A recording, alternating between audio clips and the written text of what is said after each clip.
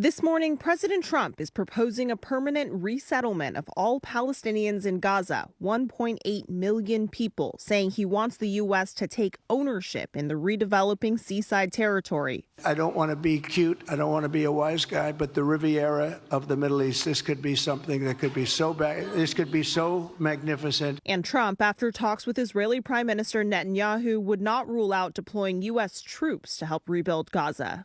We'll own it and be responsible for dismantling all of the dangerous unexploded bombs and other weapons on the site.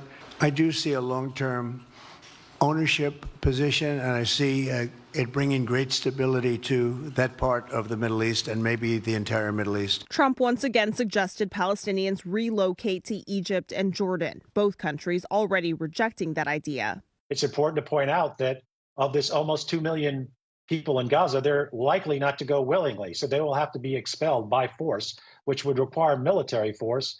Pushing them into a country, two countries would have already completely said that is not going to be allowed. Much of Gaza has been destroyed after nearly 16 months of war, Trump calling it a demolition site. But videos show Palestinians rushing to return. This woman emotional after finding her home still standing.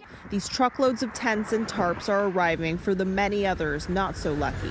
Trump critics say this is proof Palestinians do not want to leave Gaza. He seems to be completely ignoring the sovereignty and the self-determination of the Palestinian people who have lived in this place for generations. And he's got his eye on some real estate deal because he thinks that the coastline of Gaza is going to be great for some new hotel. I mean, it's just ridiculous, right? It's just ridiculous. But Netanyahu praising Trump's proposal. You say things others refuse to say. And after the jaws drop, people scratch their heads and they say, he's right. This is the kind of thinking that will reshape the Middle East and bring peace. Now, high on the agenda for Trump and Netanyahu is a potential deal to normalize relations between Israel and Saudi Arabia. But overnight, officials from Saudi Arabia said that won't happen without the establishment of an independent Palestinian state.